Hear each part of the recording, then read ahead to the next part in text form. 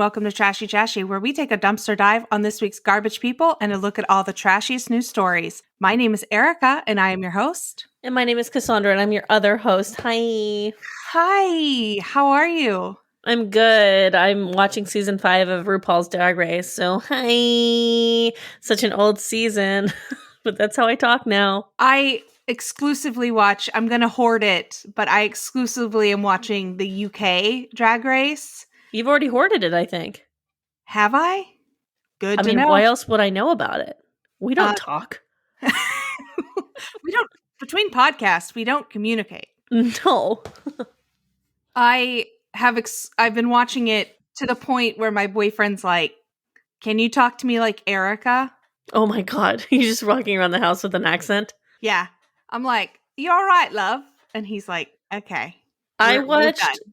watched all of season 4 in like 2 days, and then pretty much the majority of season 5 yesterday, all day. And I've noticed that my energy with other people is off. Like my my boyfriend came over to have dinner with me and my roommate, and like they were both like, "Hey, why are you being so short with us? Why are you being weird?" And I was like, I don't know. And I was like, the only explanation I could think of is I've spent all day watching drag queens. So my patience is thin because their patience is always so thin, or at least it's edited that way. So definitely only something I can do when I don't have like social engagements or any plans whatsoever. So yesterday was perfect because I wasn't feeling well, but like I have to you know, it feels like a drug right now because honestly, like it's all I want to do, but I have to chill. I totally understand. I've been binging the season 1 of UK. I'm watching season 2 as it's on right now. Oh wow. It's the world I want to be immersed in. Yeah, it's just more fun to be immersed in drag culture. A quick update on our episode Critter Critter. So for those of you who are new to the podcast, Cassandra played a game in high school called Sex. I had one in high school called Critter, and my roommate from New Jersey had one called Padiddle, and they were all the same basis of the game. Yeah, where you're a teenager in a car and something, for us, it was a out-of-state license plate, broken taillight, or a yellow car. Last person to hit the roof of the car and say sex had to lose a piece of clothing because you're a teenager and your hormones are fucking crazy. Oh my goodness. I just thought that was great. That is a universal game, just the name changes. If you had a game like this, please tell us what it was called, because if it had a different name, we want to know about it. We just love it. We love it. Why are you trash this week? Okay, so I went to, if you follow me on Instagram, this is like, we already know this, but I went to a Spanish market in my neighborhood, and I was going shopping for, you know, like the things I was going to make for dinner that night. And I happened to come across in one of the aisles, which I mean, like, you know, like if you've ever been to a Spanish supermarket, like sometimes these aisles are pretty chaotic. And I just saw a box of iced oatmeal cookies, the Little Dutch Maid brand, which I'm like, I just never have seen before in my life, but I'll recognize those cookies till the day I die. These are the cookies that my grandma would always have. Mm-hmm. Well, not always, because I would eat them all, but like, I think she always had them, but she hid them from me. They're so good. So I was like, holy shit, they're the cookies. They're here. Oh my God. So I bought a pack of cookies. I ate the entire pack in one night. Oh like, my goodness. This is 21 to 28 cookies. And I'm having, I think my roommate had like 2, maybe 3. Mm-hmm. I mean, I ate the whole first, it's like in 3 little sleeves. I ate the whole first sleeve before I even got home. I was just going and going. I blacked out. And so they were all gone by the end of that night. And I can't believe myself. I had no breaks with those cookies. So I'm not going to go back and buy any more. I obviously can't be trusted. Why are you trash? In high school, another historical trash. I was a part of a leadership council that got to plan a summer camp that I had been going to since I was in the 5th grade. And it was a huge deal for me. I got like elected. I got to be on the student advisory, like you plan the camp board, which has been a goal of mine since I found out about it. Probably in the 5th grade, you know? Like to be a leader. Loved leadership. Love Loved it. to be a leader. Yeah. And it was me and 4 boys. Ooh. And we used to play this game in Walmart where we would say penis, starting off with a whisper as people walked by us, and then eventually just shouting the name penis or the word penis The name. at the top of our lungs. Yeah, it's a penis game. The penis game. It's we used to play this. You never. Yeah, I think this is another one of those things. Like everyone, like it was always penis, but it was from what I understand, the objective was start lower Mhm. and then see who's brave enough to go the loudest. So my strategy was always to start loud. Yeah. Because I wasn't afraid of anything. Although when someone would try to top my loud penis, I'd be like, oh boy, they took it to a 15. You got to pull out the showstopper.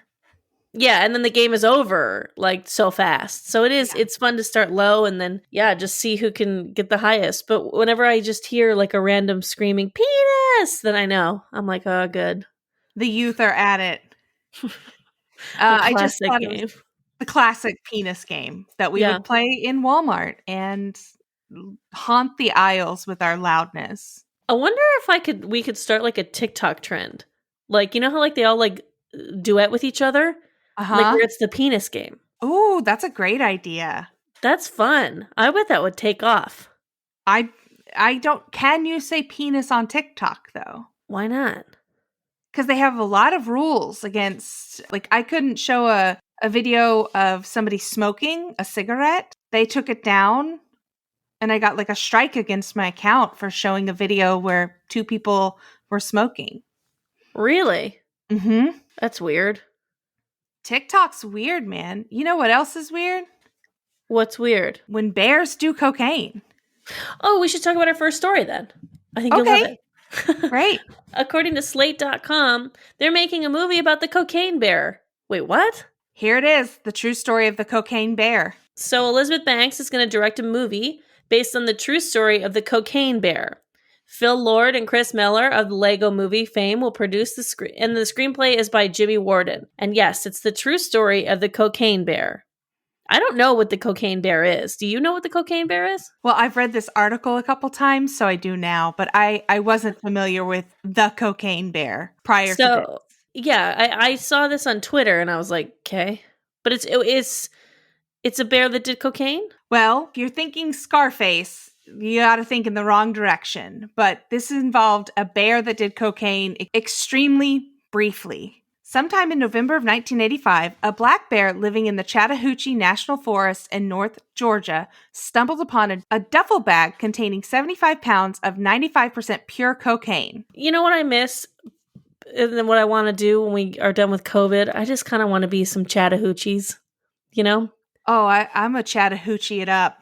Yeah, just like chit-chatting and, hoochie dresses.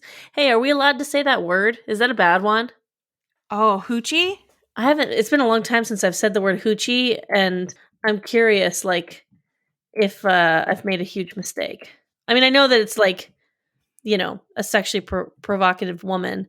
Okay, it's just misogynistic. I just needed to make sure that it wasn't racial. Okay, cool. Okay, good check-in. Chattahoochees. Chattahoochees for the win. The bear, which only weighed about 175 pounds itself, lucky, ate some of the cocaine and died within 20 minutes. Scarcely enough time to make any grandiose bear plans.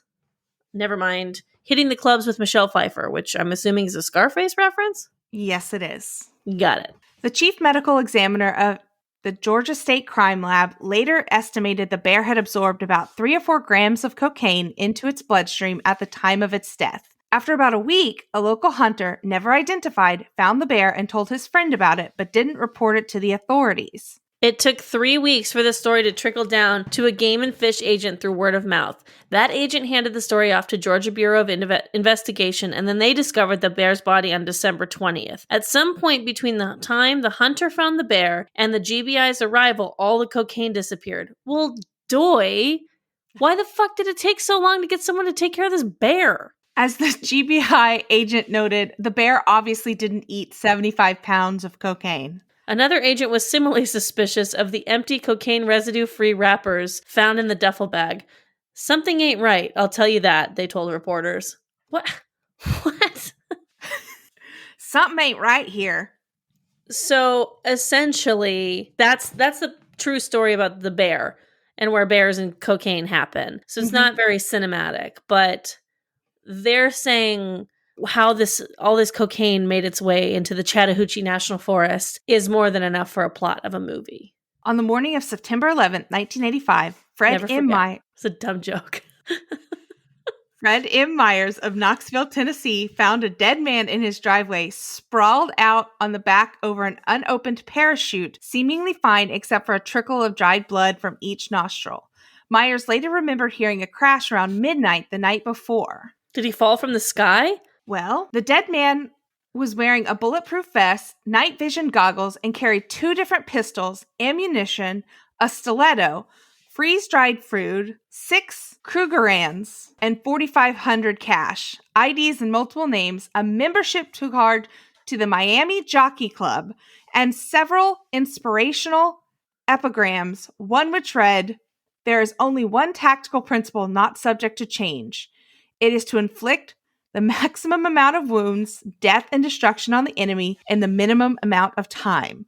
Okay, for those who are wondering, Krugerrands that's a South African coin that's made of gold. Krugerrand to US dollar, whoa. A Krugerrand is worth 17, well, depending on what it weighs because it's gold, but it's worth about $1,700 US. Wow. So that's a good amount of money. Other than that, I don't see anything weird. I feel like all of those, that whole outfit makes a lot of sense. Yeah, especially the inspirational epigrams. And one stiletto. One. If you're, going to be a man about town, these are all seem like something you'd have in your arsenal. Right. So the Federal Aviation Administration concluded that he had jumped from an altitude of 7,000 feet, gotten his parachute lines tangled with the duffel bags, and supplies of cocaine strapped to his waist. The same morning, the crashed plane was discovered in Macon County, North Carolina, and quickly matched with the key in Thornton's pocket.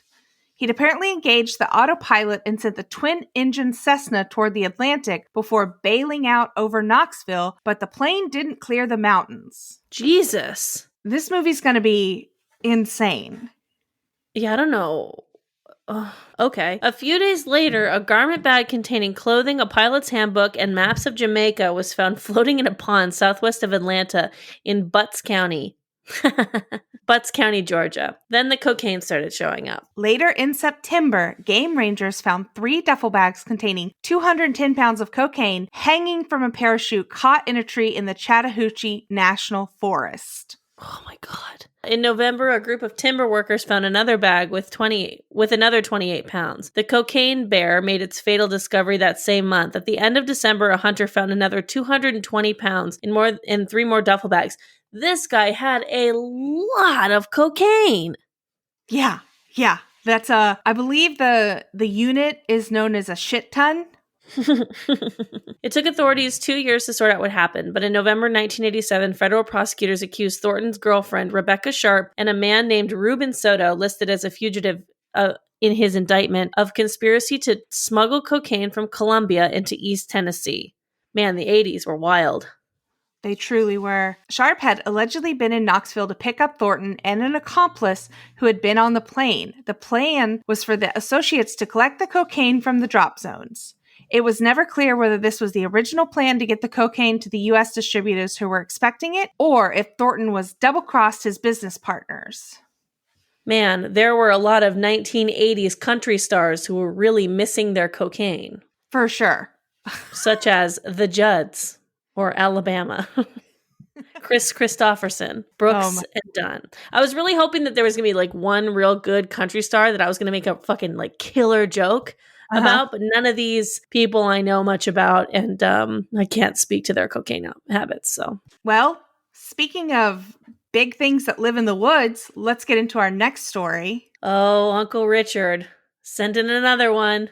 Bigfoot bounty balloons to 2.1 million in massive campaign to capture the creature. This is from the New York Post too, rather than like Tulsa Today or these other ones that are all about Bigfoot. But if Bigfoot is out there, he better get out of Oklahoma. Oh my goodness. Oklahoma, not good in the news this week. Just weeks after State Representative Justin Humphrey presented a bill to capture the mythical creature, the bounty, which was originally a paltry $25,000, has ballooned to 2.1 million. Things, this is like Bitcoin. Like, things are only worth as much as we say they're worth. Bitcoin is not a physical thing. Neither is Bigfoot. So, yeah, fuck it. We don't have any proof that Bigfoot's not real. Oh, man. Once we get vaccinated, both of us, and we start doing this face to face, I'm going to smack you in the mouth. I'm just saying, you can't prove a negative. Isn't that the expression? If Bigfoot was real, we would have found him by now. We have like fucking heat, like sensors and stuff. And you think they can tell the difference between just regular things in the forest versus a larger mammal, pre-humanoid mammal? Yes, of course they fucking can. I feel like he's out there. They know about him, and they want us to have this discourse to sow mistrust in each other. This is what they're doing instead of offering like a comprehensive pandemic bill for Oklahoma residents. They're like, well, if you want money so bad, go catch Bigfoot. Yeah, no joke. We're not going to offer you health care, extended unemployment, any of those. But if you'd like to go catch Bigfoot. Can you imagine if you were just like a 6'4" man in Oklahoma with like a big beard and like long hair because of the pandemic, and you kind of walked hunched over because you've been tall your whole life and you swing your arms? What a terrible time to be alive. I'm just saying, I want to go to Oklahoma for 2 reasons. One is to see my grandmother, both of them, and my great grandmother, who's in her 90s. Uh-huh. And the second reason is to take part in a Bigfoot hunt. I don't want them harmed. I want to capture and release. Well, you are a leader, so I'm sure you'll be able to rile up a group of people ready to go. The current plan is to allow businesses along State Highway 259A to sell annual Bigfoot tracking permits, and profits from the sales would stay in local communities. Humphrey said his ultimate goal is to draw in tourists by providing safe, affordable fun. What the fuck is this? Hey, man, we're hunting Bigfoot. You on board? Oklahoma, do you really want random tourists coming into your town armed, running through your forests? Yes, that is a recreational pastime in Oklahoma. They're going to be out there regardless of the season. It's either pheasant season, deer season, bird season. Is the Bigfoot, now if I go out there because I'm hunting pheasants and I catch Bigfoot, but I don't have the Bigfoot permit, I only have a pheasant permit, am I going to go to jail? Probably. The state game warden's going to come down on your ass. Oh, man. Now, the scientific community will be thrilled. And you. And me. Because I will feel validated. There's a show called Texas Game Wardens. It's a Discovery show. I've seen 1 or 2 episodes. This show is so boring. It's literally just like the Discovery Channel, like musics where they can make things like Drag Race does this too, where they make small moments bigger with sound and editing. So they're doing this, but the entire show is just these game wardens like giving people shit about hunting permits. Just like it's like if you gave an LA parking person their own show. It's like you watch it and you're like, these people are just being dicks. There was a reality show about parking and meter maids. Really? Yes. Ugh, ban it. Ban it all. You know what else we should ban? Yeah, our next story.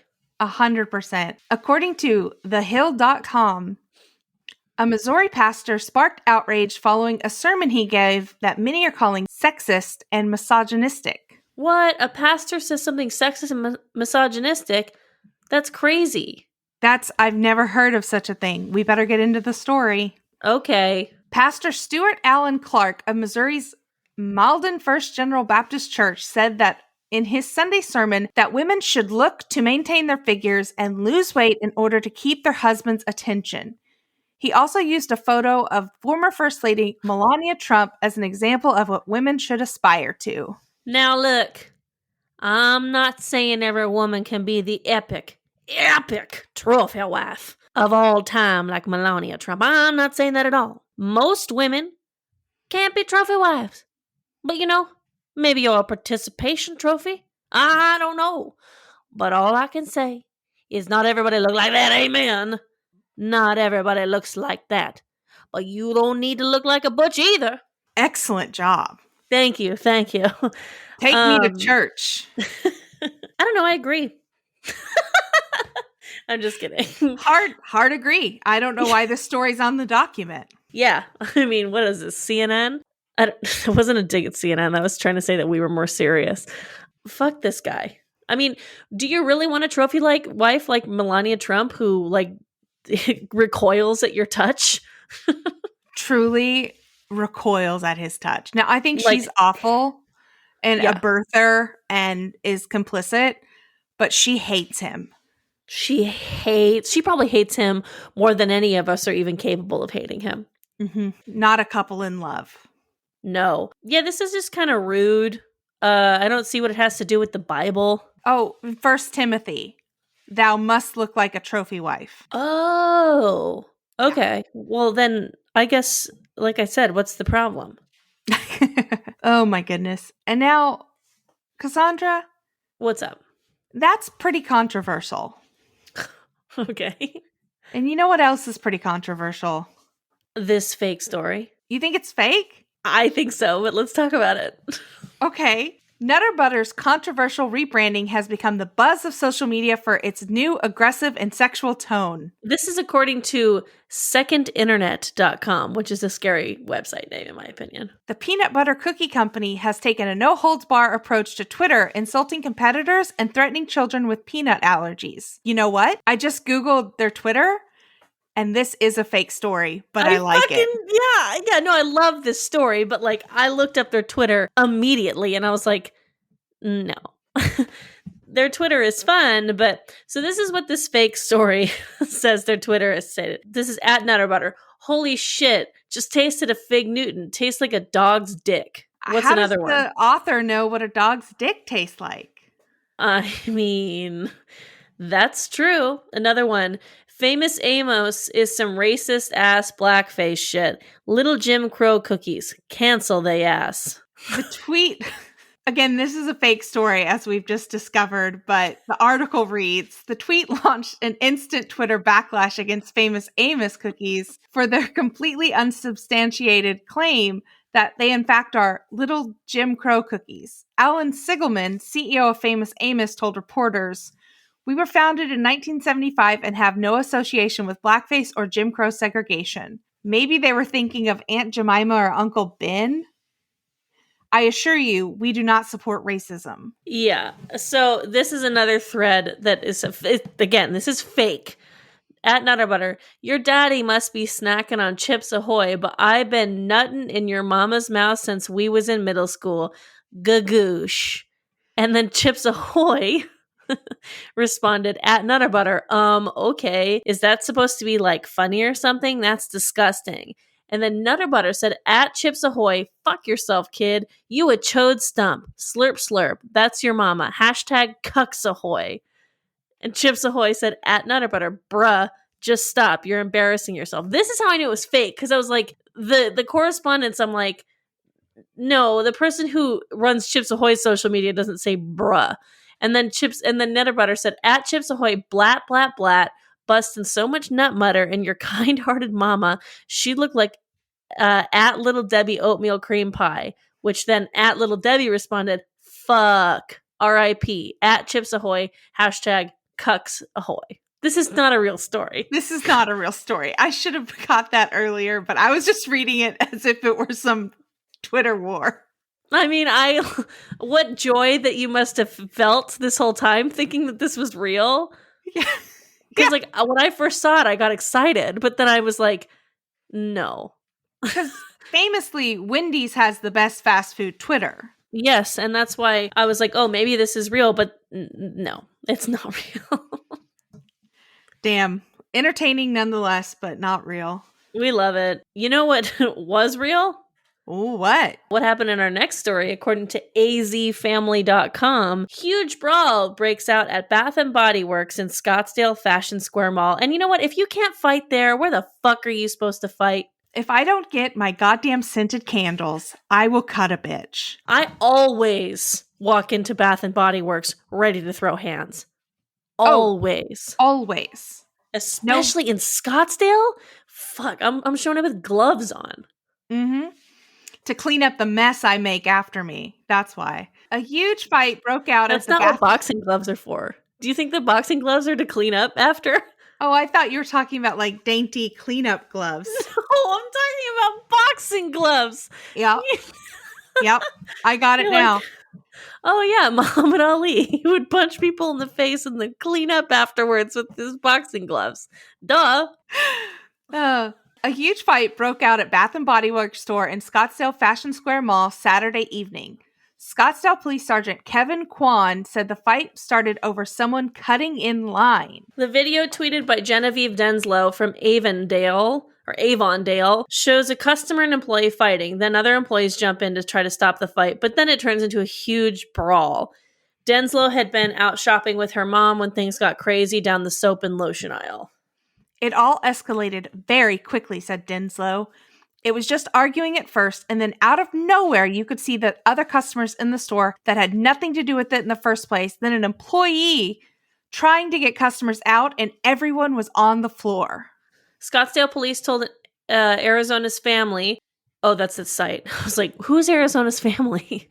The McCains? Scottsdale police told the McCains on Monday afternoon that 25-year-old Brianna Johnson and 45-year-old Jolino Daniel were issued for assault and disorderly conduct. Both of them were allegedly involved in the checkout line fight. I heard them arguing at first and were watching that. Then I saw another guy taping it and thought, that's a pretty good idea. So I started recording it, and right when I started recording, they ended up fist fighting. So it was really perfectly timing. So it wasn't until we started doing this podcast that I realized how frequently people who just watch things happen but they're not actually involved, get interviewed. Like, who cares? What kind of fucking statement is that? Well, I was there and then someone else pulled out their phone and I was like, oh yeah, doy, I should do that too. And then they fought. It's like, great journalism. Get her a Pulitzer. Her video went viral and has millions of views from around the world. She added the police arrived pretty fast and things calmed down quickly. So the Scottsdale police can't find any evidence to support the claim. However, there's been claims made by the person who was involved in the fight, I think the person who works at Bed Bath & Beyond, that it was a racially motivated COVID-19 mask kind of thing. Like, I'm pretty sure that the 45-year-old woman who wasn't wearing a mask then called an employee the N-word, and then everyone started fighting. Yeah. I would throw hands if someone did something like that. I understand. Yeah, like I joke about going to Bath and Body Works, to get in fights. That's not a joke. I do. I go in there to really fight, but not to say the N-word. You never say the N-word ever. It doesn't matter if you have low blood sugar. It doesn't matter if you're Papa John. Like, you just don't do it. So knock it off. If you say the N-word, you should get fought. Agreed. You know what else is kind of fucked? What's fucked? I think people bedazzling their dog's testicles with glitter is kind of fucked up. I can't even believe this. You have to post the picture on our Instagram, but I also don't want to see it in my feed. Like, I saw it once and I was like, yep, my whole day is ruined. Well, beloved American prize wizard Bob Barker used to give us a daily reminder to spay and neuter our pets. But if this latest trend hits the mainstream, we should probably start sterilizing all humans. Damn. Wow, sassy writer. But also I agree. This is all according to rare.us. Yeah, they're putting, I mean, it's what it sounds like. They're putting corn syrup and glitter on little dog balls. I mean, it looks gross. Yeah, the article says that as a species, we need a new predator, that we've reached the top of the food chain for too long, and that this is where we are.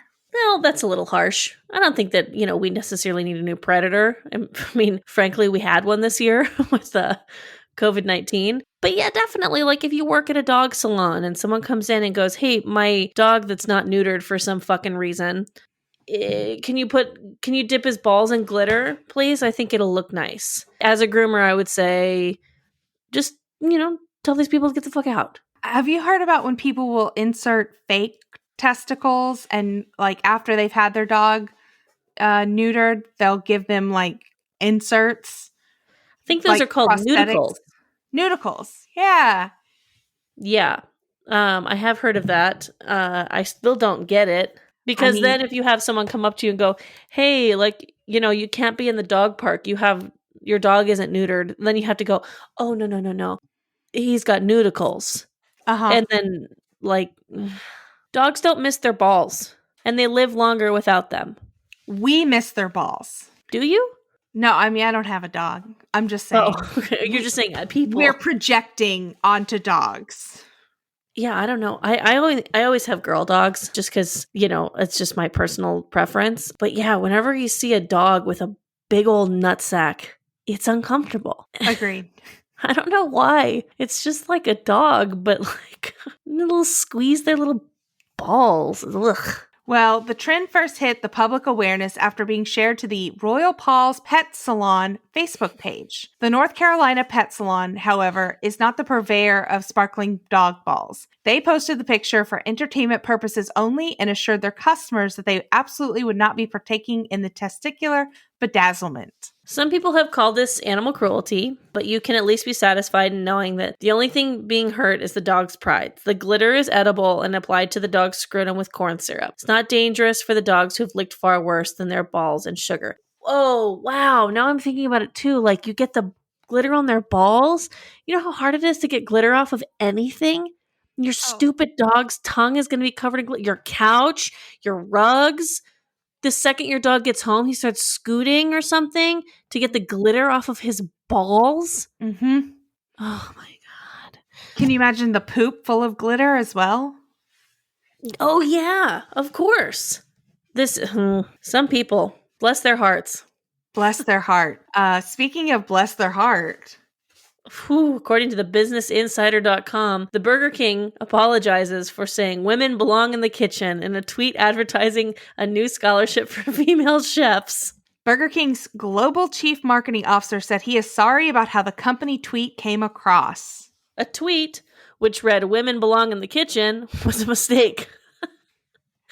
Doi! Burger King launched a scholarship to help women get into culinary arts and become head chefs. The fast food chain tweeted the message on International Women's Day as a part of its launch of an initiative to help increase the number of women in head chef roles. But many on Twitter said the company's initial tweet, which was followed in a thread by an explanation of its initiative, was tone deaf. Some told the Burger King UK account to delete the tweet, and others vowed not to eat at the chain anymore. Following the backlash, the company said in an email statement to Insider that our tweet in the UK today was designed to draw attention to the fact that only a small percentage of chefs and head chefs are women. It was our mistake to not include the full explanation in our initial tweet and have adjusted the activity moving forward because we're sure that when people read the entirety of our commitment, they will share our belief in this important opportunity. It's like someone in their PR office was like, women belong in the kitchen. God, that has a good ring to it. Why does it have a good ring to it? Have I heard that before? Whatever. It sounds awesome. Women belong in the kitchen. Yeah, I like that. Should we add barefoot and pregnant to it as well? Oh, God, that sounds so much better. But no. But they have to wear non-slip shoes if they're wearing at Burger King. So we can't do that. And also, we don't give them paternity leave. Oh, that's right. We're a horrible fast food corporation. So let's just women belong in the kitchen. Perfect. I earned my salary. I can't believe Wendy's didn't have anything to say about it. I know. Wendy's awful silent. Awful silent. Probably because they don't have a scholarship trying to help women become chefs. You know what is another dirtbag establishment? Ooh, tell me. According to the LAist.com, a judge granted a temporary restraining order allowing Burbank officials to enforce their closure order for Tin Horn Flats, a Western-themed bar and restaurant, and that has flouted COVID-19 safety protocols. This is personal. Yeah, this is LA based. This is our backyard. This is where I went to high school, old Burbank. This bar is down a couple roads, and this bar is a piece of shit. When I lived in North Hollywood briefly, I would drive past it all the time, and I never went in. Yeah, no, I never went in because it was always like, it was just like weird. Like Burbank's not a big party town, so there was a long time where I felt like Tin Horn Flats, outside of like the corporate like restaurants, like islands and stuff, Tin Horn Flats was like the only bar in Burbank. Mm-hmm. They've since opened like a couple more, but like, yeah, for the longest times it was like the only bars in Burbank were really gross. And so now Tin Horn Flats, well, okay, so in late November, when Los Angeles County temporarily banned outdoor dining at restaurants, Tin Horn Flats allegedly continued serving customers on its patio. The outdoor dining ban has been lifted since in late January. In defending Tin Horn Flats, attorney Mark Garagos, who was instrumental in the lawsuit to overturn LA County's outdoor dining ban and owns DTLA restaurant Engine Company number 28, argued that the city of Burbank hadn't given the owner sufficient notice of the lawsuit.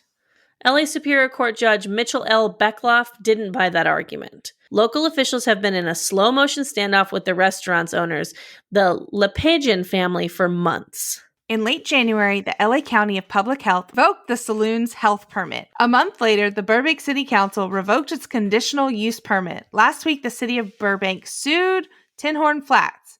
Each time, Tin Horn Flats remained open. So, like, there's your health permit gone. Here's your, like, they took their liquor license. They took everything. You're getting sued by the city and yet still open. Just still working. Just still going on. And it's like, you don't have good food. No, it's gross there. Right now, if you drive by it, there's a sign on the window that says peaceful protest site. It's American flag and it says peaceful protest site. So they're basically claiming that what they're doing by continuing to stay open, I think that they allow indoor dining there too without a mask, is they're calling it a protest. Tin Horn Flats hasn't commented on the ruling, but they did launch a crowdfunding campaign to help with the legal fees, and they've raised, as the time of this writing of the article, more than $5,000 of the $30,000 goal. Who is like so hard up for Tin Horn Flats? I mean, look, first of all, if you go to Tin Horn Flats' Instagram, it is garbage. But there is a small but significant population of Burbank that is, like, if you ever see footage online of like, oh, there's a Trump parade in LA, where would that be? You're looking at either Beverly Hills, Pasadena, or the B-Boogie herself, Burbank. Like, it's every time I go to Burbank, it's one of those places where I'm like, the energy here is mixed. I have like a permanent stain on Burbank over my heart. A guy I was dating like almost 10 years ago, and I went and saw a movie in Burbank. I took the train from work, so he had to drive me back down to my car in downtown LA at the Grand Central Station. So we break up on that car ride, still in Burbank. What was the movie? It was a Will Ferrell movie. It had nothing to do with it. Okay. We break up at the beginning of the car ride, and I'm like softly whimpering. I'm a little sad, And so I'm like, hey, pro tip, next time you break up with someone, do it at the end of the car ride, not at the beginning. Oh my God. So we just sat in like silence from Burbank to downtown. Why'd you break up? Oh, we were terrible for one another. That's fair. We were I terrible. mean, yeah, I mean, there was a hot minute where like, because downtown Burbank, fun fact, 3 movie theaters in downtown 3. Burbank, all walking distance from each other. There's a a 16, a 6, and an 8 AMCs. All 3 AMCs. Mm-hmm. AMC was like, we're going to lay some eggs here. We're going to double, triple down. Yeah, but I don't know. I mean, I got a special place in my heart for Burbank because it's where I went to high school, but like Burbank is fucking trash. Yeah. You know what else is trash? What? Some of the traditions in our next story. According to the dailymail.com, my mom dresses up the Thanksgiving turkey before she cooks it. People reveal the weirdest things their families do, from putting everyone's weight and height on Christmas cards to drinking tuna water. So this was started as a Twitter trend started by old Jimmy Fallon with the hashtag My Family is Weird, and some of these tweets are very funny. We've got one from at Megan Hughes 93 said, every time I would leave my great grandma, she would bite my earlobe really hard when I hugged her goodbye. Whenever I brought up the issue to my mom, she would just tell me it's just what she does. Hashtag My Family is Weird. Every Christmas, my dad prints off my brother's entire search history from the past year and makes it into a scrapbook for the family's entertainment. Hashtag My Family is Weird. Since high school, we have had a tradition of hanging the Christmas clown. He is kept in his own special box. He even has a special hook that my dad installed just for him in a beam in the ceiling. Mastroani family tradition. Hashtag My Family is Weird, with like this terrifying clown. My toddler son unzipped my pantsuit down to my navel at a church function while I was talking to the pastor. That just sounds like a little kid being a little kid. Yeah, that doesn't sound like a weird thing. When my father opens a can of tuna, he drinks the tuna water. That one grosses me out. Hashtag My Family's Weird. Hashtag My Family is Weird. My uncle sent me his beard hair when I was little because he said my Barbies needed armpit hair. I paid him back by mailing him my brother's hair 20 years later. The next Christmas, I got this from him. That's my brother's hair on a doll he found in his yard. Yikes. Ugh, that family is fucking weird. Does your family do anything weird? I think we're just weird in general. I think something that's unusual is we celebrate Christmas Eve, like Christmas. And I realized when I was little, my parents told me it's because Santa visited our house first. Mm-hmm. And then when I got older, I'm like, they just didn't want to fucking wake up at 6 a.m. I mean, that's kind of brilliant. Mm-hmm. So, as far as you know, Santa came Christmas Eve. Yeah, he started his route Christmas Eve. And that makes sense. Yeah, he visited our house first. And so I was like, yeah, that's the most direct route, is from the North fucking Pole to Sterling, Oklahoma. Of course. We always did Christmas Eve also, but I think because Christmas Eve, a lot for Hispanic cultures, is definitely like, that's the big one. So it was always Christmas Eve, and then the next night, or next day, morning, everyone kind of did their own individual things. But Christmas Eve was a huge family party, and there's like a Santa suit that is just owned by someone in the family. And every year, someone has to dress up like Santa and like come and hand out presents. And like, when I think back on it, first of all, I played Santa one year because I just wanted to when I was older.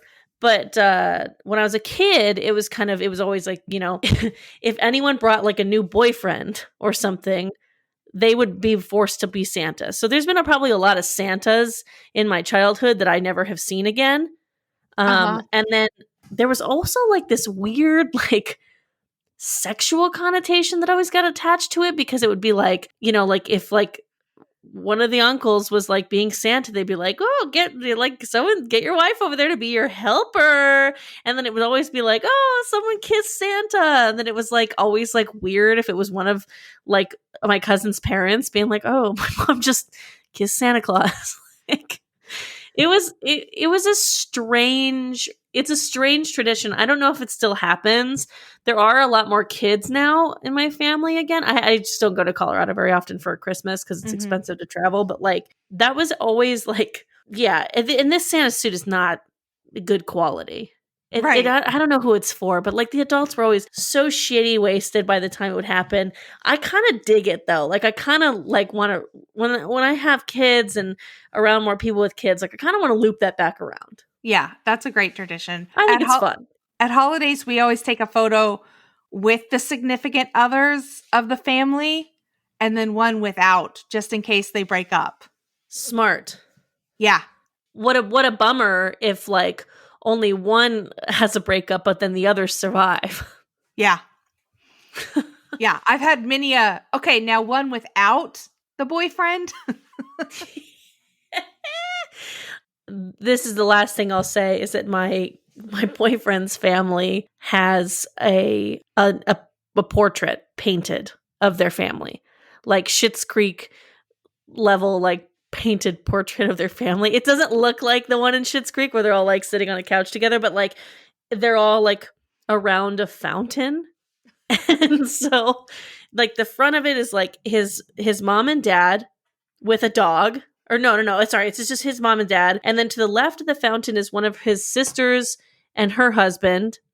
They're like 20 years apart, his sisters and him. And then on the back is a second sister posing with a plant, and then on the right side is him as a kid with their dog, their family dog. I later found out that it used to be in the back his other sister with her husband, but then they got divorced, so they paid the artist to go back and turn the husband into a bird of paradise. This portrait is the best. Iconic. Yeah, it's the weirdest, like it's just such a weird move to be like, get out paint and paintbrushes and paint my fucking family. I love it. It's my favorite thing. You know what my favorite thing is?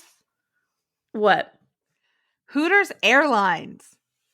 This is a historical trash. Yeah, this is from a recent story about the airline that was launched in 2003. From the businessinsider.com. The rise and fall of Hooters Airline. The company cited a number of reasons for the airline's failure, including a $40 million loss. In the short time that Hooters Air existed, it made a major economic impact on one city in particular, Myrtle Beach, South Carolina. We talked to a former Hooters Air employee who told us what it was really like to work for the airline. Ran for 3 years and was shut down 3 years later. So, Hooters Air puts the fun back into flying. Hooters Girl on every flight. All leather seats with extra legroom. Call 888-FLY-HOOT. You know, my nickname in high school was Hooter. Oh, why, Erica? Because I had huge knockers. And I hated it. They opened a Hooters in Burbank, and like there was some girls like who I went to high school with. They're like, "Oh, we should we go be hostesses at the Hooters in Burbank?" Because they would hire teenagers to do that. And I decided against it ultimately because I didn't want to run into people I knew. But fair. I was like, I'll go work at the Hooters in Hollywood as a host. Yeah, nobody will know you in Hollywood. Yeah, it's pretty creepy if you think about it. If you think about all of Hooters in general, it's pretty creepy. I mean, I support their right to work there, but the chain has had numerous lawsuits against men not being allowed to become Hooters employees. Is that the biggest problem? There's some sexual dynamics going on in there that are kind of weird, like not hiring males to be Hooters employees. Well, but the whole sense of it, the fucking restaurant's not about owls, Erica. It's about big old titties. It was the first restaurant chain. You know what my favorite restaurant chain is? What? Twin Peaks. Twin Peaks is the only other one I can think of. And ew, why do these restaurants exist? The Tilted Kilt in Anaheim. I used to go there before hockey games.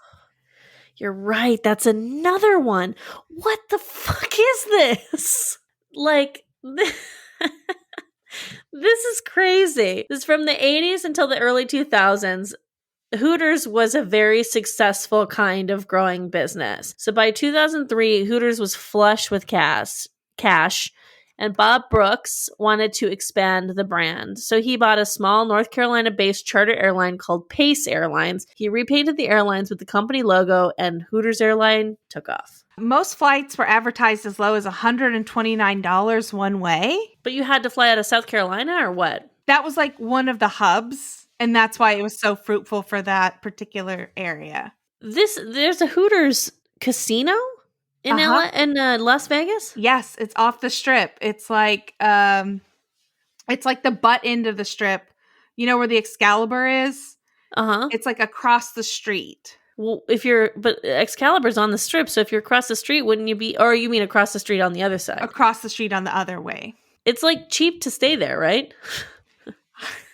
I've never inquired. Fair enough. One of the former employees said, I never saw any kind of harassment. There was definitely flirtiness. With any flight, you're going to come across people that have drank too much, but nothing bad. It was fun. We did our job. It was just, very happy memories. The flight attendants are the ones who serve all the food and drinks per usual. This is someone who's commenting. I had a professional uniform. I had a navy blue dress with like a little orange scarf. Very professional. It had a little owl embroidered on it. So they didn't dress like Hooters girls. They still looked like flight attendants. Well, that's kind of not what I expected, It just sounds like, it sounds like this guy was like, I could make a lot of money if I got into the airline business. Yeah, like everybody thinks. Does everyone think that? Well, I mean, you hear about these like cheap airlines that like rise up and then fall. Yeah, that's true. It's just like, maybe like if you're going to buy an airline, like you don't need to extend it as your Hooters brand. Yeah, fair enough. You know what else you don't need to do? What? You don't need to sit and bean dip for 24 hours. You're going to have to explain a little bit more than that. Well, a man named Hunter Ray Barker is sitting in an inflatable pool of beans for 24 hours, and Lana Del Rey, resident garbage woman herself, came for a visit. So this is according to stereogum.com. And this was a way for this guy to save his favorite restaurant. Again, Hunter Ray Barker called a golden opportunity to grab the bull by the horns and support local businesses in a big, explosive way. And he climbed into a vat of beans outside of Los Toros in Chatsworth, California. Aside from the soak, Barker also got the restaurant's logo, 3 expressive cartoon bullheads, tattooed on his arm while sitting in the tub. And Lana Del Rey was there to document it and cheer him on. The singer-songwriter shared an Instagram photo mid-tattoo sesh with a simple caption, "Don't ask why." Isn't that the whole point of you fucking being there, Lana? To raise awareness? Yeah, if you go there to raise awareness, but then you're like, I'm not going to tell you where I am. Way to be.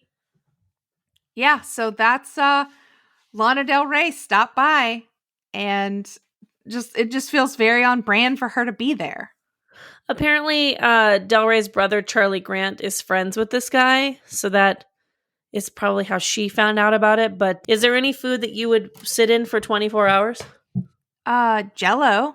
Really? Yeah, I think it'd be fun and squishy. For think about how long 24 hours is. Jelly beans? I changed my answer to jelly beans. You think that's more comfy? Yeah, it would be like a little massage. You just shift your weight in the belly bean, jelly bean pool. And you wouldn't be tempted to eat them because jelly beans fucking suck. Okay, on to our next story. Disgusting. According to Insider.com, a Texas man borrowed a BMW from a dealership, used it to rob a bank, then returned and paid for the car with the stolen cash. Eric Dion Warren, 50, tried to use $3,000 of the stolen cash for the BMW's down payment. I think this is a great idea. Am I crazy? I mean, it's brilliant.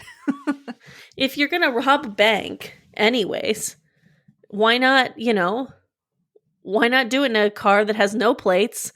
But then, to save the business, and just buy the car real fast. But it takes so long to buy a car. Yeah, it's not it's they talk you into every layer. There's something they want to add on. They want to get you into some kind of financing. You think it could be, I mean, it's an hour tops, but they drag it out to be at least 4 hours. Now, are you interested in getting gap insurance? Yeah, whatever. I gotta go. I need this fucking car. I like to show up to the dealership. I've only bought one car in my life, but I showed up at the dealership an hour and a half before they closed. Smart. And I was like, that's how long it's going to take us to buy this car.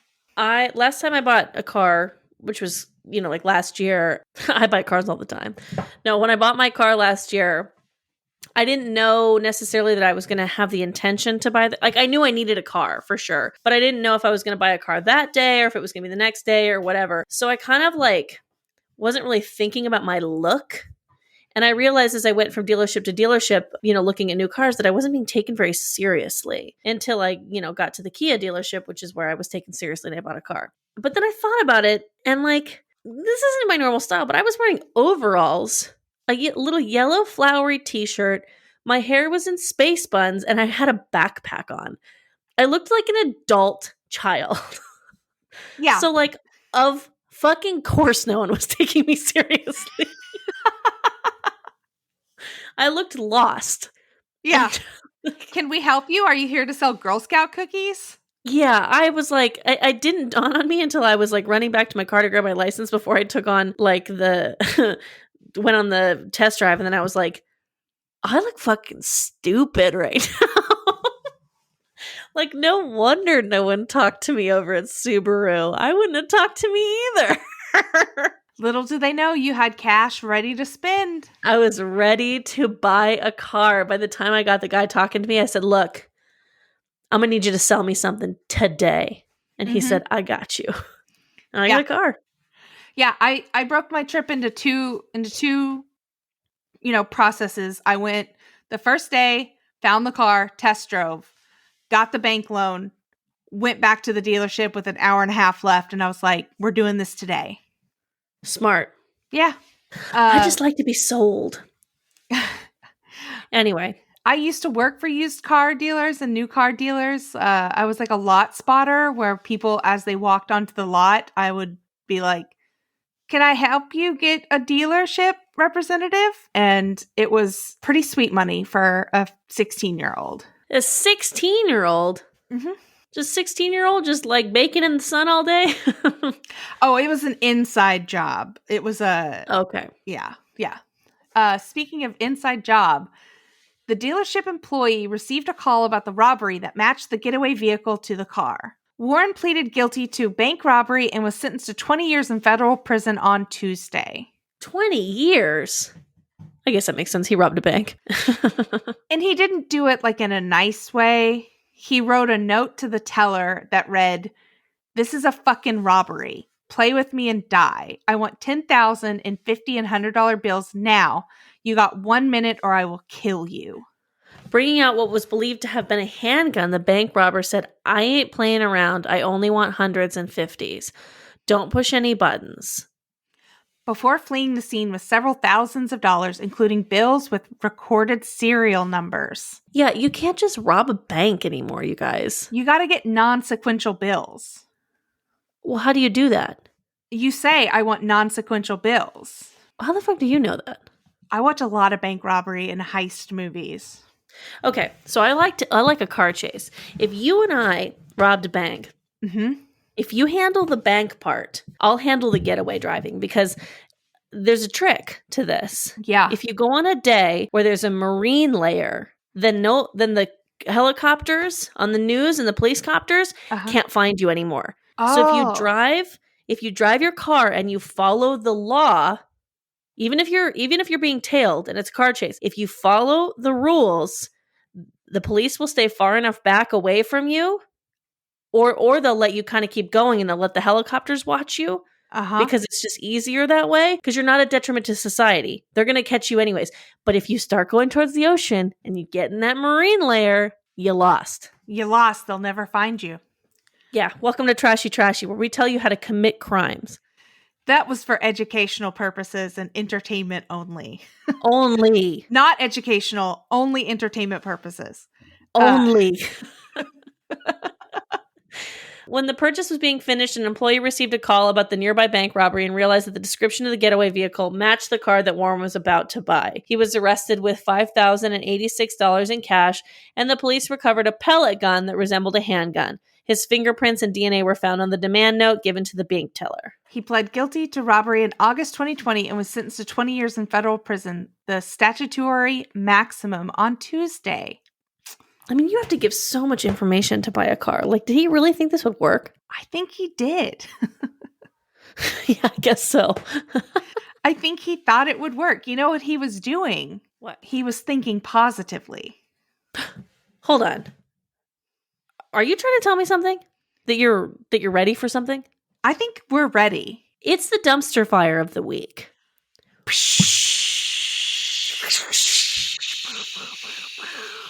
Stay positive. Toxic positivity is a thing, and it's a big problem during the pandemic. According to healthline.com, we shouldn't have to pretend that everything is okay when it isn't. When I was laid off from my staff job a little less than a month ago, many well-meaning, friendly friends and family rushed to tell me that I needed to, quote, stay positive. I'd be back on my feet if I just stayed focused, they said. Plus, they reminded me it could be much worse. At least I was getting severance, and at least my husband was still employed, and at least I still had my good health. The undertone was clear. I should be grateful for what I did have. I shouldn't dwell on what I had just lost. No one meant to hurt me during these comments. They were trying to make me feel better. And of course, I was grateful for what I did have. I knew I was still pretty privileged position. But that didn't mean that the situation didn't suck. Yeah, what is toxic positivity? Toxic positivity is the assumption either by oneself or others that despite a person's emotional pain or difficult situation, they should have a positive mindset, or my pet peeve term, positive vibes, explains Dr. Jamie Zuckerman, a clinical psychologist in Pennsylvania who specializes in, among other things, anxiety disorders and self-esteem. This is real. I hate toxic positivity. I am guilty. I've inflicted on myself. Mm-hmm. I believe that in my lifetime, maybe in the past more so, that I've inflicted it on others. I don't think that but I only do it. I used to have a problem when people would go through breakups that I would be like, cheer up, let's go out.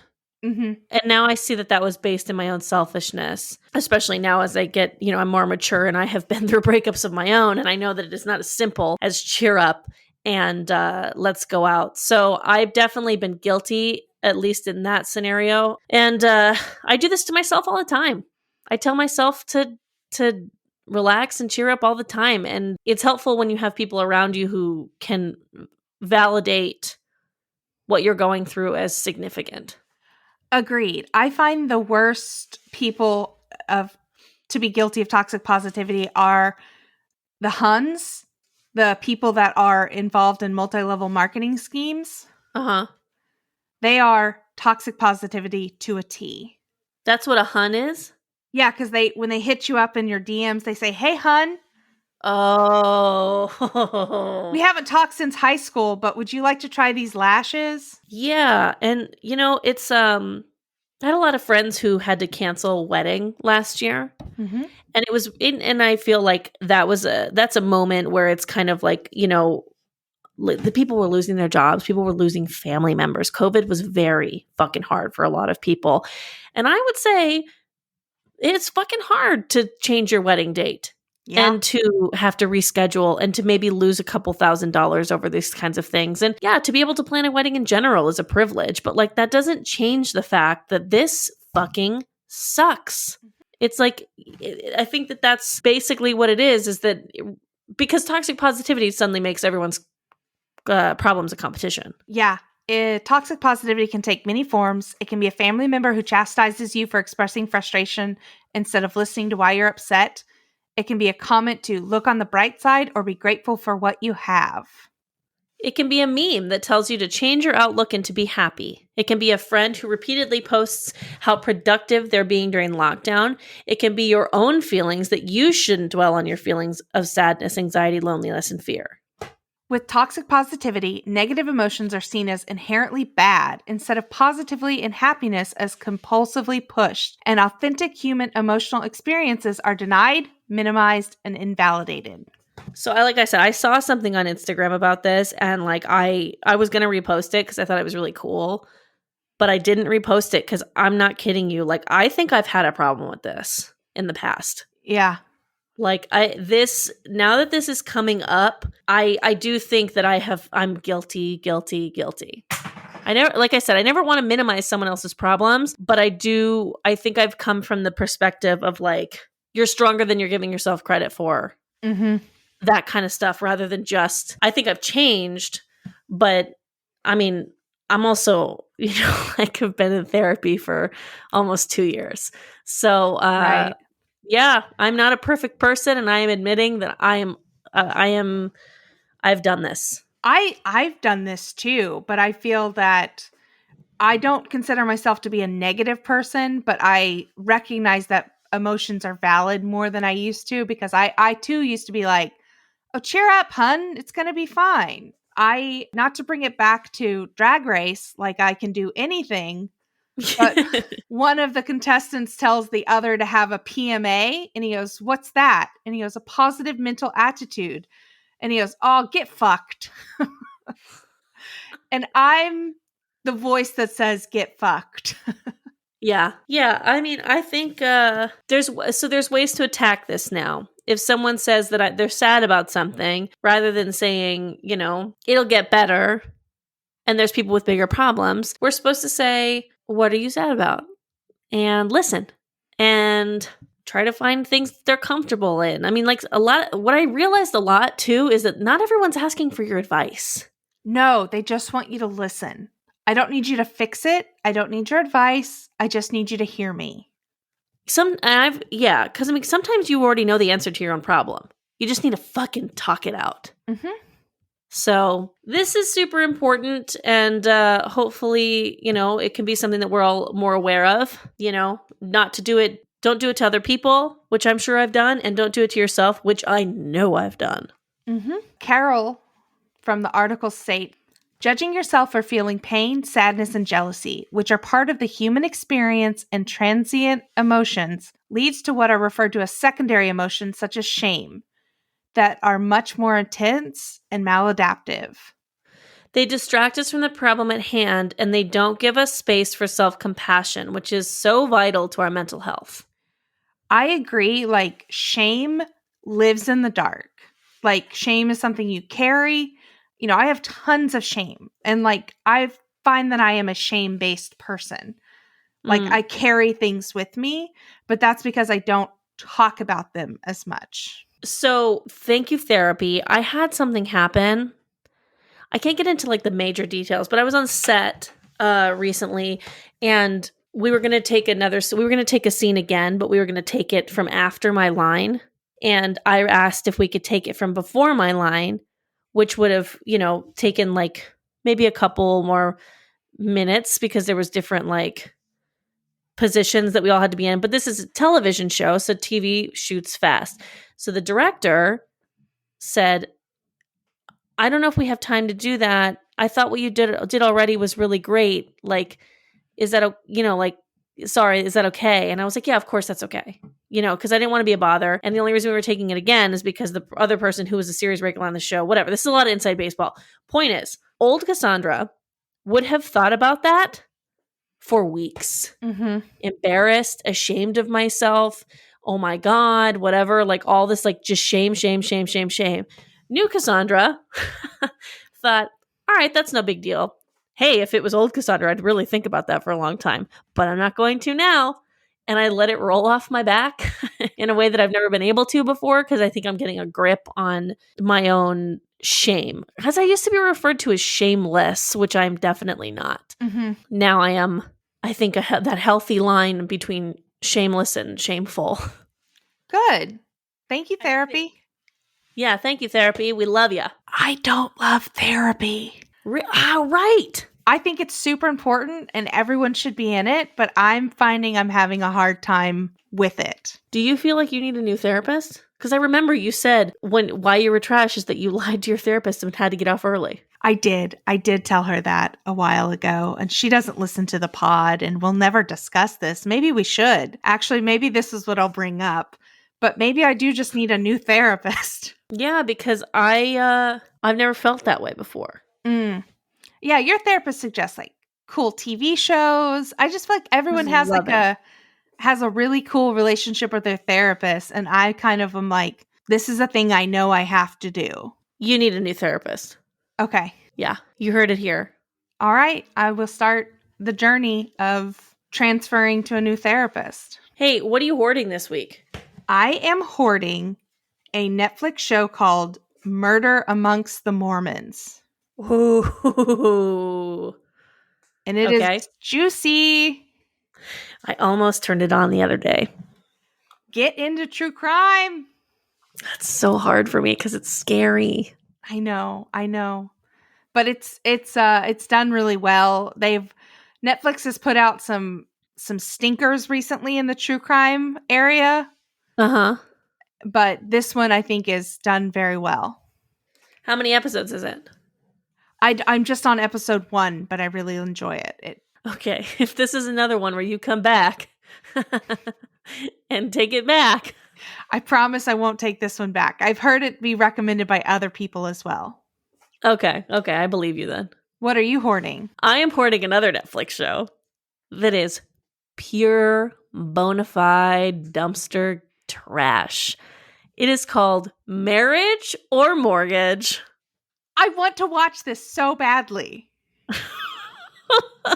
Marriage or Mortgage is a Netflix television show where they take young couples, or not, just couples in general. I guess the one I watched yesterday, they weren't that young. They take couples in love and engaged and make them choose with the little money that they have between a wedding or a new house.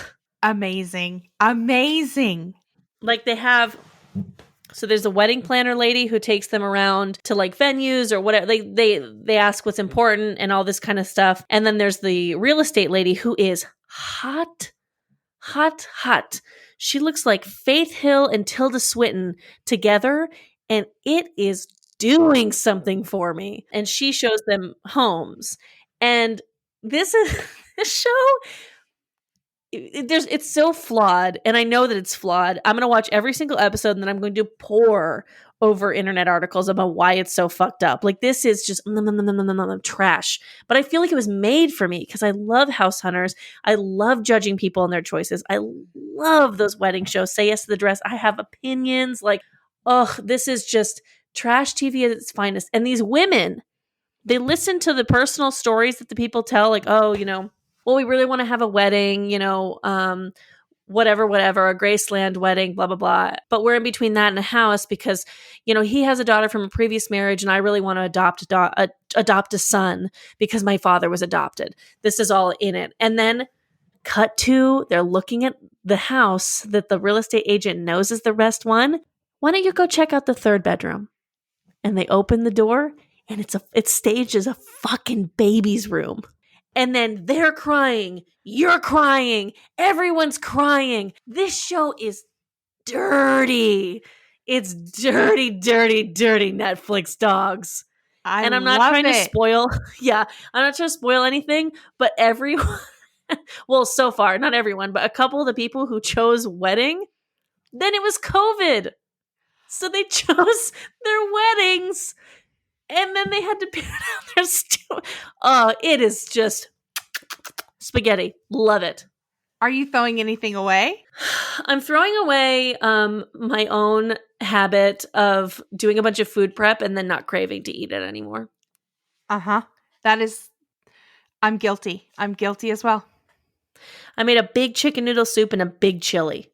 And I've been eating it, but I don't want to. Last night, I had the cart ready to go to order Thai food. And then I was like, Cassandra, no. Mm-hmm. What are you throwing away? I'm throwing away blue food dye. I ordered What? from Milk. I ordered a blue velvet piece of cake, which is essentially red velvet, but with blueberry flavoring. And it has upset my stomach and turned everything a bright shade of green. And it is no! disgusting. Oh my god. That's worse than red velvet, making you think that you're bleeding internally. Yes. So I'm my God. throwing away blue dye. I mean, that's got to turn your teeth blue. That's got to be a mess no matter what. Oh, I was scrubbing with whitening toothpaste all night. Was it good? Oh, it's delicious. Oh no. Okay. Where do the people find you, Erica? At Iconic Erica Curry on Instagram and at Gillygal on Twitter. Where can they find you? You can find me at Cass Cardenas on Twitter and Instagram. You can also find me every Tuesday night on the Nooner podcast on the Smodcast Radio Network. And on, I believe, March 22nd on the CW. This is episode 10, season 3, episode 10 of All American. Find me on the old TV screen on the CW. And then lastly, mark your calendars for a couple weeks from now. You'll be able to find Erica and me on the Whack Brackets podcast. Hell yeah. Mike from Whack Brackets had us on and we recorded some super fun episodes, so check them out. Yeah, follow them on Instagram. They're very good at, or he's very good at social media, so you'll know when our episode's going up. But I figure we start plugging it now. Hell yeah. But check out Whack Brackets. It's a super fun podcast. Yes. Super, super fun. And you can find this podcast at Trashy Trashy Pod on Instagram and on Twitter, or at www.trashytrashypodcast.com. Ugh, we love it. Such a good little website. Beautiful. And while we did not get 100 reviews in the month of February, we want to appreciate each and every one of you that did take the time. And we are still looking to break that 100 mark. So if you like this podcast, tell a friend. Write the review that says, hey, I like this podcast. It can be that simple. It takes an additional 15 seconds to give us 5 stars and say, hey, I like these garbage pails. Thank you. And we love you for it. And we love you. Hey, Cass. What's going on, girl? Stay garbage. You stay garbage, my friend. Oh, I will. Bye-bye. Bye.